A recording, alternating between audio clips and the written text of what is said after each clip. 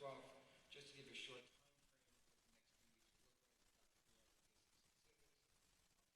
frame, submitted to the state on July 31st, and the governor will decide by August 7th how he's going to address those, whether he accepts them, what modifications he may make. After that, we have the meeting on August 12th. That meeting will be a live meeting. We will, at that time, be able to roll out what the plan will be, and Dr. Burek will address this in a few minutes more specifically. There'll be a presentation on that date. That presentation will hopefully be submitted, will be on our website on August 7th. The community will have that opportunity to look at it and digest it. That will be followed with our August 12th board meeting, at which time we'll hear the presentation. We'll be explaining that presentation. The board will ask questions, and we will be able to have some community residents at that meeting. Our hope was to have a large meeting. The capacity of this room is actually 1,900, and while other institutions in our state are allowed to have 50% capacity, the governor again has restricted many things institutions in education can do, and we are only allowed to have a total of 50 people attend our meeting. So when you include our staff and our support staff and our committee members, that leaves about 30 people from the community that can attend that meeting. 10 of those positions we have allocated to the PTA. PTA council presidents will let us know who those 10 people are. We're very appreciative of their efforts, and their job is to help us disseminate information to the community. Then will be 20 other spots for people from the community who would like to attend the meeting. Those will be first come, first served spots for people that will wait outside the back of the high school, which will be the entrance into the gym. Hopefully social distancing, and again, first come, first served for that meeting. Dr. Burek, Superintendent's report. Sure. So as we're meeting, we'd like to keep the community abreast of any of the latest updates. Shortly, you will be receiving the district calendar. You'll notice that the theme for the new year is resilient and ready. We have been working very hard. Our committees have been working really hard for the reopening. So as you know, we have received guidance from various state agencies providing best practices for a school reopening in September. As I just said, our committees and staff have worked very hard to see how we can best abide by the parameters and still bring as many students back to the school this fall as possible. There are many requirements that we in Lynbrook are doing our best to provide that safe environment for all staff and students. We do understand that families who cannot send their children back for personal reasons, that there needs to be a choice for them. Therefore, on the elementary K through 5 level, we are looking at a gold model and a green model, school colors for the Lynbrook schools. We feel it is important to bring our youngest students into school every day to receive their foundational skills. They are one of our top priorities. That gold model provides for in-person instruction every day. Then there's the green model. That is for the remote student, the remote model for those whose families feel their children need to stay at home. I want to make it clear it is important to note that this time, the remote green model will involve a live, digital, interactive experience with a certified teacher. On the secondary 6 through 12 level, unfortunately, with the excessive movement all day long, with students traveling from class to class, the models we are looking at to implement are different than the elementary models. The green model, for those who need to remain at home, will again involve live, digital, synchronous experience. A blue model now will allow for students to attend in person, but every other day, with alternating days consisting of live, digital, synchronous learning. That is an overall package that we just wanted to share so that you can start thinking about some options for September. I did mention that the youngest students are a top priority to bring them in for live instruction. Another top priority for this school district are the students who are classified. Our special education population, specifically those students who are in self-contained classes, as well as the CDP programs that we offer, it is important that we bring those students in person every day so they would follow the gold model as well. We are still ironing out logistics about classroom and large space utilization in all our buildings.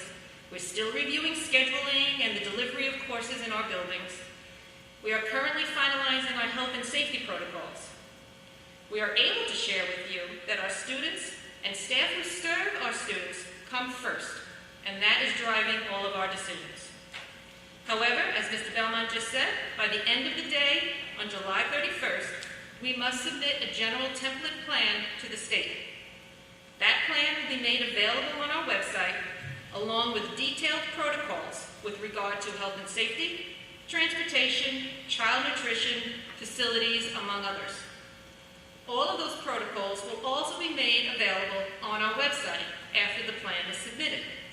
So we're hoping that that gives you more detail behind some of the things that we're saying this evening. Once the plan is submitted to the state, we will be asking families to submit a letter of intent. You'll receive a letter from me explaining the models again and asking for your intention of which model you will choose in order for us to finalize our plan. We will provide you with an option to change at a certain point during the school year, because we realize that in September you may think one option is best for you, but then a month or two into it, you may realize you may want to make a change. So we will be giving you an opportunity to do that. So that's some general information about our programs of where we see September happening. But what I can say at this time, I can share that in order to properly clean and disinfect our buildings each day for the safe return of students and staff, the following decisions have been made. The adult education program has been postponed until the spring semester. The before-school intramural program has been postponed until November, at which time we will revisit the status of the public health situation. PPE will be required when social distancing is not feasible. At the very least, that means any movement in the building between classes, in stairwells, hallways, and during staff-student meetings, face masks must be worn. The elementary Right at School program will operate under the Department of Health guidelines. However, students must remain in their home school. This means that the kindergarten students will remain at the kindergarten center this year, rather than being bused to another elementary school to be with siblings. We understand that then a staggered pickup time will need to be arranged for families to pick up in two locations, and we will accommodate that. And I'm sure you know at this point that the fall sports season has been delayed until September 21st, as per the State Athletics Association. So that's information actually that came from our committee work, that we're able to speak to you in all confidence that that will be happening. As always, more information will be forthcoming, and I please encourage people to get the facts about what is taking place in the Lynbrook Public Schools by looking at our new reopening webpage. All the details, as we create more details that coincide with the required district plan, all of that will be posted on the website, and that's where you can get the facts about September reopening in the Lynbrook schools.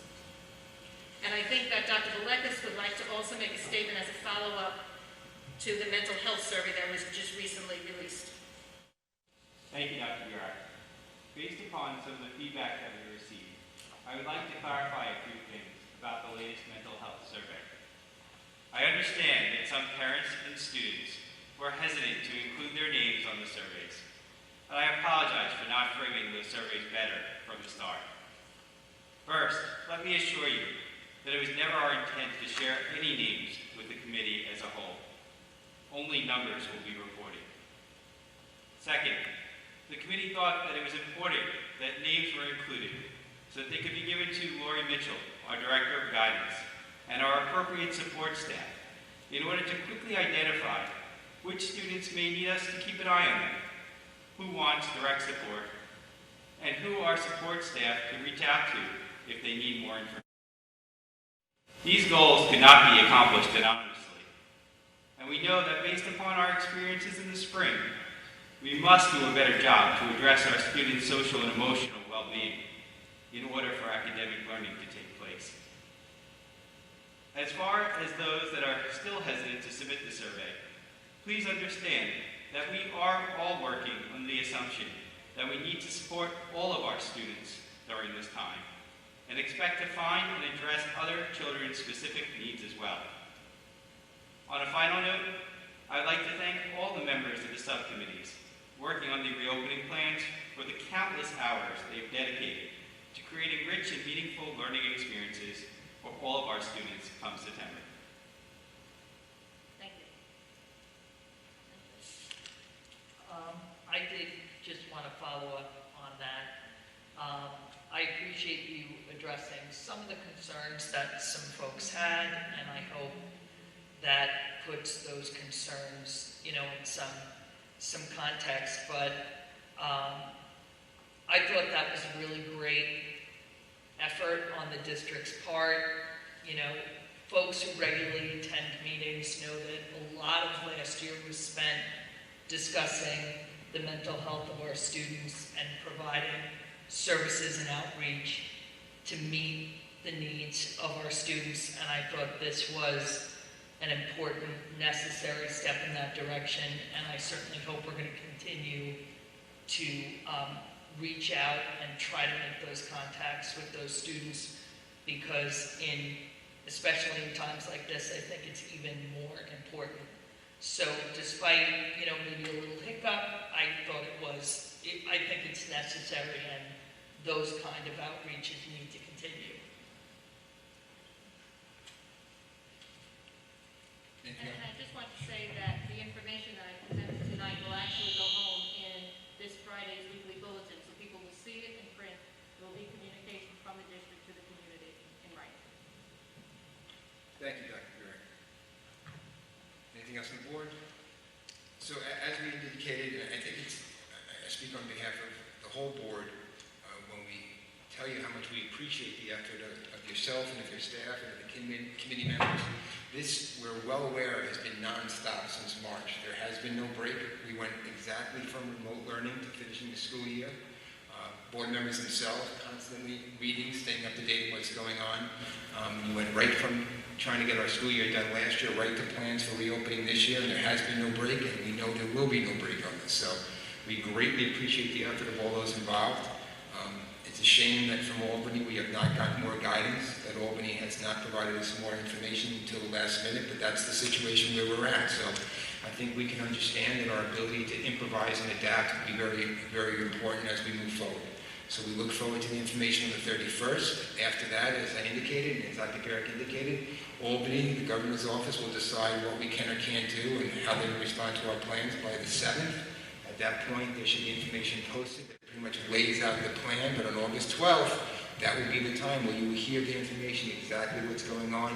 There'll be the opportunity to ask questions. There'll be, as I indicated, some members of the community here. If you're not here, you have the ability during that board meeting to send in questions to the board of an email.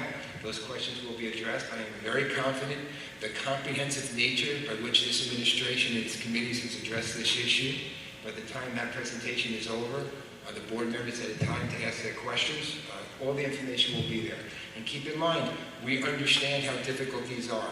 The issues are difficult. There's a lot of different aspects to this that's being addressed, but the approach being taken is comprehensive. It's trying to get the best way we can to educate these children. And we appreciate those efforts. The most important things, we are continuing, as we always have as a district, to keep moving forward. So thank you for that. I'd like to ask for consent agenda on resolutions 2007G60 and 2007G63. May I have a motion, please? Mr. Yeager, second. Mrs. Danino, all in favor? I'd like to ask for a motion to accept the consent agenda. Mr. Pileski, second. Mr. Pascoff, all in favor? I would now like to ask for a motion to adjourn to go into executive session for matters of personnel. Mr. Pascoff, second. Mr. Danino, all in favor? Excellent job, thank you. I look forward to speaking to you all again on August 12th. Enjoy your summer.